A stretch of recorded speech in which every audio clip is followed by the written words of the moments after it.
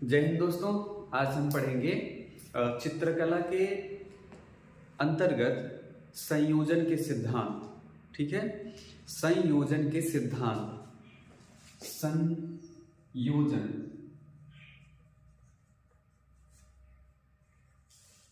के वैसे 6 सिद्धांत होते हैं इसमें। संयोजन के 6 सिद्धांत, इसको अंग्रेजी में कंपोजिशन भी बोलते हैं। कंपोजिशन,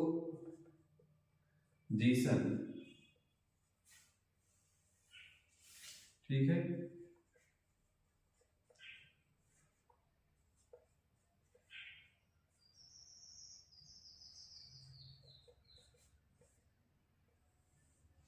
ठीक है, तो कंपोजिशन क्या होता है, संयोजन क्या होता है? संयोजन, ये जो शब्द है, इसमें संयोजन का मतलब होता है कई वस्तुओं के तत्व जो होते हैं उनको एक साथ सही तरीके से, उचित तरीके से उसको व्यवस्थित करना। किसी भी आप देख लीजिए, जब कोई डेकोरेशन किया जाता है, स्टेज शो का डेकोरेशन किया जाता है, तो वहाँ भी एक संयोजन काम करता है। तो वहाँ संयोजन क्या कैसे होता है? संयोजन होता है जैसे फूल, पत्तियाँ और कुछ पर्दे होते हैं स्टेज पर। इसके बाद ये तो उसके डेकोरेशन का संयोजन हो गया। फिर मान के चलिए उसी स्टेज पे सिंगर आए हुए हैं, सिंगर को क्या करना है? गाना है।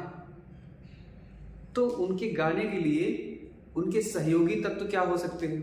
उनके सहयोगी तत्व होंगे वादक, या फिर हारमोनियम बजाने वाले, बांसुरी बजाने वाले, बंसी बजाने वाले, गिटार बजाने वाले, ढोल बजाने वाले। तो ये सब क्या है? उनके सहायक तत्व हो जाते हैं कि संयोजन में ये जो उनके गीत को गाने वाले सिंगर का संयोजन कैसे संभव है? जब तक ढोल, हारमोनियम, ऑर्गन, ये गिटार जब उनके साथ नहीं होंगे तब तक वो गीत अच्छा नहीं लगेगा। इसलिए संयोजन के जो सिंगर के संयोजन में जो तत्व शामिल होंगे उसमें ढोल, नगाड़ा, हारमोनियम, गिटार, ये सारी चीजें होनी चाहिए। ठीक है, तो ये संयोजन हो गया।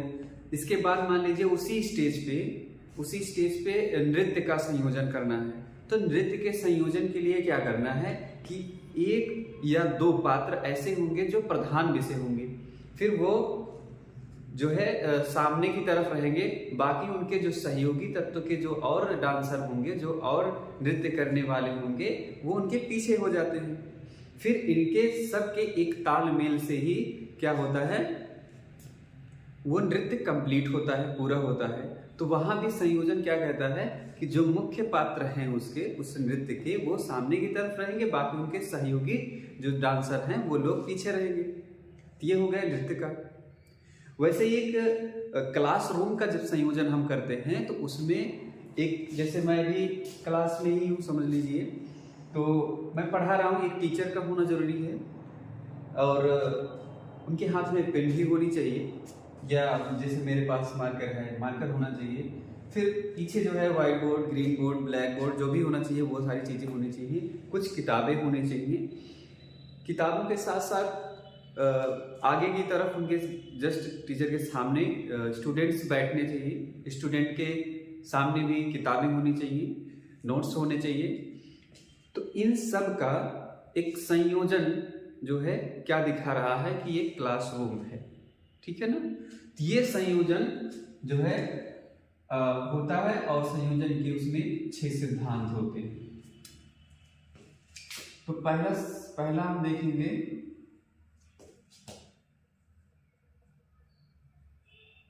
सामंजस्य, दूसरा है सहयोग, तीसरा है संतुलन,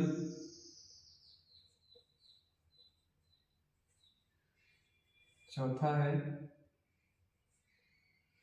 प्रभाविता,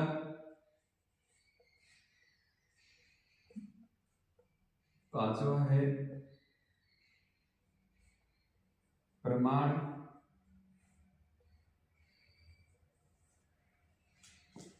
और एक होता है प्रवाह।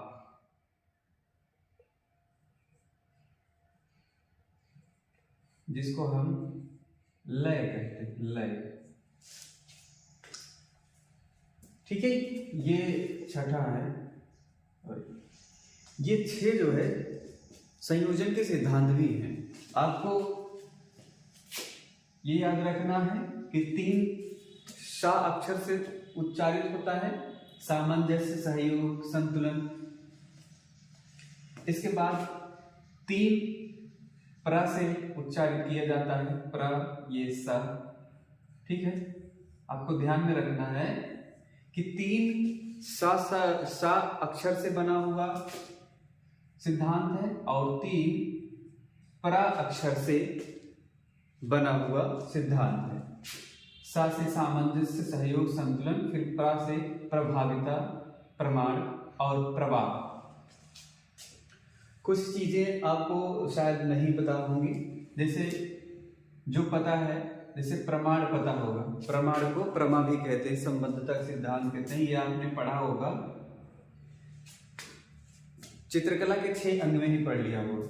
इसके बाद लय है, लयात्मक रेखा आप तो जानते ही होंगे। तो रेखा में आपने पढ़ा, चित्रकला के 6 तत्व में रेखा जो तत्व था उससे संबंधित है प्रवाह। प्रवाह का मतलब अभी मैं सीरियल से बता भी देता हूँ। सामंजस्य का मतलब यही हुआ, कंपोजिशन के ही कुछ मायने हैं इसमें। सामंजस्य मतलब होता है तालमेल होता है। क्या होता है? तालमेल होता है। इसका मतलब तालमेल।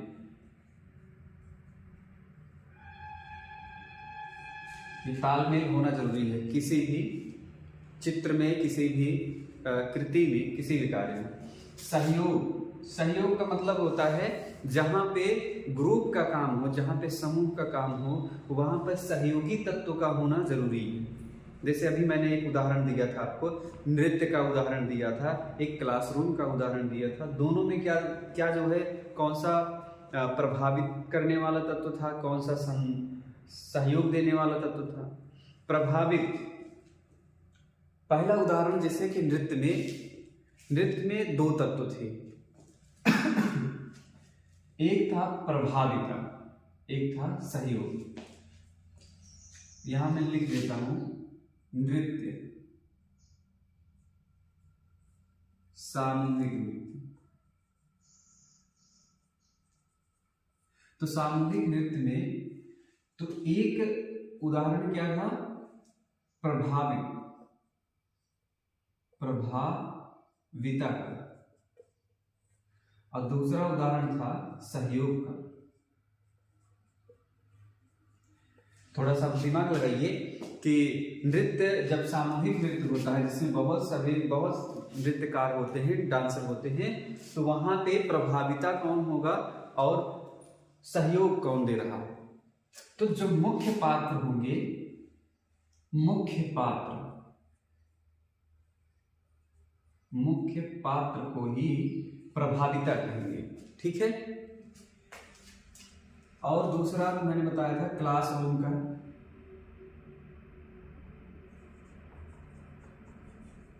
क्लासरूम का मैंने बताया, तो इसमें जो है प्रभाविता कौन होगा और सहयोग कौन दे रहा है? सहयोग। चलिए देखिए, नृत्य में जो मुख्य पात्र होता, जो मुख्य डांसर होगा, वो जो है आगे की नहीं सामने की तरफ होता है, वो सबसे मुख्य होता है, इसीलिए उसको प्रभाविता कहा जाए। क्योंकि सबसे ज्यादा प्रभाव देने वाला, प्रभावित करने वाला पात्र कौन होता है? मुख्य पात्र, इसीलिए उसको प्रभाविता कहा गया। ठीक है। ये नृत्य के संयोजन में बता रहे हैं, सामूहिक नृत्य के संयोजन में मुख्य पात्र को ही प्रभाविता कहा जाता है। बाकी और जो नृत्यकार हैं वो जो है क्या होंगे? सहायक होंगे। ठीक है ना, सहायक नृत्यकार। तो सहायक नृत्यकार क्या हो जाएंगे? सहायक हो जाएंगे। वो सहायता दे रहे हैं इस सब्जेक्ट को पूरा करने के लिए, सामूहिक नृत्य जो विषय मिला हुआ है उसको पूरा करने के लिए ये सहयोग दे रहा है। बाकी जो और डांसर हैं वो सहयोग दे रहे हैं, जो मुख्य डांसर है वो प्रभावित कर रहा है। ठीक है। दूसरा जो उदाहरण था, इसमें क्लासरूम जब होता है तो क्लासरूम में जो टीचर होता है यानी अध्यापक, तो अध्यापक को क्या कहा जाएगा? मुख्य। यही मुख्य है ना, इसीलिए इनको क्या कहा जाएगा? प्रभाविता कहा जाएगा, क्योंकि प्रभावित करने वाला कौन है? टीचर। सहयोगी कौन होगा? छात्र। ठीक है, आपको ये समझ में आ गए होंगे सहयोग क्या है, प्रभाविता क्या है। वैसे जब आप कोई भी चित्र बनाते हैं तो आप सबसे ज्यादा वर्क किस पे करते हैं? जो सबसे ज्यादा इंपॉर्टेंट पात्र होगा उस पे ज्यादा वर्क करते हैं, उसको हाईलाइट करते हैं, उसको अच्छे रंगों से भरते हैं, उसको फिनिशिंग अच्छे से करते हैं, मिक्सअप बढ़िया से करते हैं, तो वो प्रभाविता कहलाएगा। जिसपे आप ज्यादा वर्क करते हो, जो सबको ज्यादा प्रभावित करने वाला तत्व होता है उसको हम क्या कहेंगे? प्रभाविता। बाकी उसके साथ जो होते हैं उनको हम क्या कहेंगे? सहयोगी तत्व कहते हैं। ठीक है। आप सीनरी बना रहे हो, आपको मिल गया कि आप एक जो है गांव का दृश्य बनाएंगे। ठीक है, तो गांव का दृश्य बनाने के लिए आप क्या करोगे? झोपड़ी बनाओगे या मकान बनाओगे? तो मकान तो नहीं बनाओगे, क्योंकि मकान बनाने का मतलब वो शहर का उदाहरण बन जाएगा। तो आप झोपड़ी बनाओगे, गांव में बहुत सारे पेड़ होते हैं तो पेड़ बनाओगे, तालाब होते हैं, कुआं हो सकता है, देहाती लोग हो सकते हैं, चरवाहे हो सकते हैं, ये सारी चीजें आप बनाते हो। तो टॉपिक आपको मिला क्या है? गांव का दृश्य बनाने के लिए। लेकिन ये सब सारी चीजें क्यों बना रहे हो उसमें? क्योंकि ये सब सहयोग दे रहे हैं। ठीक है, प्रभावित करने के लिए। प्रभावित कौन हो जाएगा? आपका सीनरी यानी प्राकृतिक दृश्य यानी गांव का दृश्य ही प्रभाविता हो जाएगा। सहयोगी तत्व में वो सारी चीजें आ जाएंगी जो चीजें आप बना रहे हैं। जैसे आप सूरज बना रहे हो, पक्षी बना रहे हो, जरूरत तो नहीं है, गाँव तो बन गया, एक घर झोपड़ी बन गई, पेड़ बन गए, तो ये सब तो हो गया गाँव के। लेकिन उसके सहयोगी तत्व वो हो जाते हैं जो जिसके बिना वो अधूरा सा लगे। ठीक है, तो सहयोग हो गया, प्रभाविता हो गया। संतुलन का मतलब ये होता है कोई भी चित्र आप बनाओ तो वो मतलब मानसिक रूप से ऐसा न लगे कि वो संतुलित ही नहीं है। मान लीजिए आपने एक पेड़ बनाया, ये इस तरीके से आपने पेड़ बना दिया, कोई पेड़ मान लीजिए। ठीक है, अब ये थोड़ा सा मेंटली सोचिए कि कोई पेड़ इस कंडीशन में खड़ा रह सकता है? नहीं रहेगा, तो गिर जाएगा ना, क्योंकि गुरुत्वाकर्षण बल का जो सेंटर ऑफ मास कहाँ पे काम करेगा? यहाँ पे, तो ये तो गिर जाना चाहिए। तो ये संतुलित नहीं है, ये आप दिखा सकते हो। और एक तरीका भी है कि यहाँ पे एक कोई चीज लकड़ी का है, दोनों तरफ ये बैलेंस में है। ठीक है ना, लेकिन अगर हम यहाँ पे इतना बड़ा कोई पत्थर रख दें और इस कुछ यहाँ पे एक छोटा सा पत्थर रख दें, तो ये हम दिखा रहे हैं कि ये बड़ा पत्थर और छोटा पत्थर बैलेंस में है, तो ये तो गलत है ना, क्योंकि ये दूरी इतनी है, ये नजदीक है, तो भार तो इसका वैसे भी कम है, ये ज्यादा भार है, तो इसको तो ऐसे हो जाना चाहिए, इस तरीके से। इसलिए हमको मानसिक रूप से लग रहा है कि ये संतुलित नहीं है। ठीक है, तो ये क्या है? असंतुलित है, यहाँ भी असंतुलन है। तो संतुलन को विशेष ध्यान में रखना चाहिए। जो भी आप कोई भी दृश्य रेखांकित करते हैं तो उसका संतुलन होना जरूरी होता है। आप घर बना रहे हो, घर बनाओ तो जो है वो भी संतुलन में होना चाहिए। ठीक है, अब ये संतुलित है ही नहीं, इसको यहाँ से ऐसे होना चाहिए, तब तो लगता है कि हाँ ये सही घर है, तो ये संतुलन है। ठीक है, कोई आदमी बना रहे हो ऐसे तिरछा बना दिए तो गिर जाएगा। रंग भरना है तो कहाँ पे कितना ज्यादा कलर लगाना है, कितना जो है गाढ़ा रंग लगाना है, कितना पे हल्का रंग लगाना है, ये हर चीज हर जगह पे आपको काम करे। आप रेखा में भी संतुलन देख सकते हैं, आप रंगों में भी संतुलन देख सकते हैं, आप जो है परिप्रेक्ष्य में भी संतुलन देख सकते हैं। परिप्रेक्ष्य का मतलब क्या है कि दूर की वस्तु हम छोटी बनाते हैं और पास की वस्तु हम बड़ी बनाते हैं। ठीक है, तो जो दूरी वाला जो परिप्रेक्ष्य में संतुलन होता है, तो आप दूर की वस्तु आप अनुपातिक रूप से कितना छोटा बना रहे हो। अगर आपने यहाँ पे एक हाथी बनाया तो इसी के बगल में आप एक छोटा सा इंसान बना रहे हो, तो वो हाथी से बड़ा नहीं होना चाहिए, वो हाथी से उतना ही छोटा होना चाहिए जो जितना कि वो पास में रहता तब। ठीक है, ये परिप्रेक्ष्य के आधार पे भी हम संतुलन दिखाते हैं और जो है आकार के आधार पे भी हम संतुलन दिखाते हैं यहाँ पे। इसके बाद जो है उनके रेखाओं के आधार पे, जैसे ये रेखा कौन सी रेखा हो गई, कर्णवत रेखा। तो कर्णवत रेखा जो है क्या होती है, व्याकुल होती है, अस्थिर होती है ना, आघाती होती है, तो ये वैसे भी गिर जाएगी। इसीलिए आपको 3 चीजों में आपको संतुलन ध्यान में रखना है, एक रंग में संतुलन ध्यान रखना है, एक रेखा में संतुलन ध्यान रखना है, एक परिप्रेक्ष्य में, यानी जो दूर की वस्तु है वो छोटी होनी चाहिए, अस्पष्ट होनी चाहिए, और नजदीक की वस्तु को स्पष्ट होनी चाहिए, बड़ी होनी चाहिए, और उनके जो और तत्व होंगे किसी का, इंसान का, जानवर का, हर चीज का जो रूप होता है वो सही तरीके से बनना चाहिए, और अनुपातिक रूप में भी वो सही मायने में छोटे या बड़े होने चाहिए। इसको भी संतुलन कहते हैं। तो संतुलन का हो गया। प्रमाण आपने पढ़ा ही है, प्रमाण क्या होता है।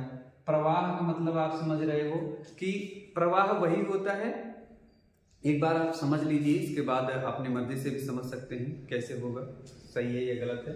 प्रवाह का मतलब होता है जैसे नदी के लिए बोला जाता है वो प्रवाहित हो रही है, बह रही है, प्रवाह उसका बहुत तीव्र है। तो प्रवाह का मतलब होता है एक जगह स्थिर ना होना, या आप कह सकते हैं गतिशील रहना।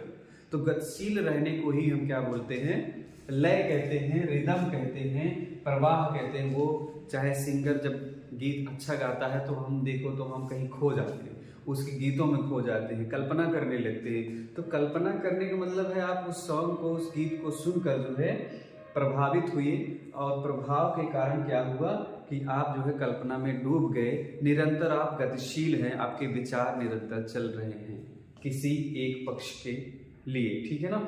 तो वहां पे हम प्रवाह कह सकते हैं, उसको हम प्रवाह कह सकते हैं, ठीक है। तो जब भी कोई ड्राइंग्स बनी होती हैं आप उसको अच्छे से देखिए। जब आपकी दृष्टि एक स्थान से पूरे दृष्टि में, पूरे जो है रूपों में पूरा भ्रमण करती है, आप कहीं भी रुकावट महसूस नहीं करते, हर जगह आप भ्रमण कर लेते हैं, पूरा रंग देखेंगे, कलर हो गया, रेखा हो गई, उनका संतुलन बिंदु देखते हैं, उनके विषय को देखते हैं, उनके सौंदर्य को देखते हैं। हर चीज जब तक आप भ्रमण करते रहते हैं तब समझ लीजिए कि वहां पे क्या है, लय है, प्रवाह है, ठीक है ना, वहां गतिशीलता है। अगर आपने यही पूरा देखा, एक जगह मैंने गलती कर दी है, गलती की क्या, हम कंप्रो लिख दिए, मान लीजिए यहाँ पे कंप्रोजिशन, तो ये क्या हो गया, असंतुलित हो गया। सबसे पहले तो ये तो प्रवाह इसमें है ही नहीं, हम पूरा क्यों देखें, हम तो यही गलती पा गए, हम यहीं रुक गए। तो मतलब यहाँ मुझे रुकना पड़ा।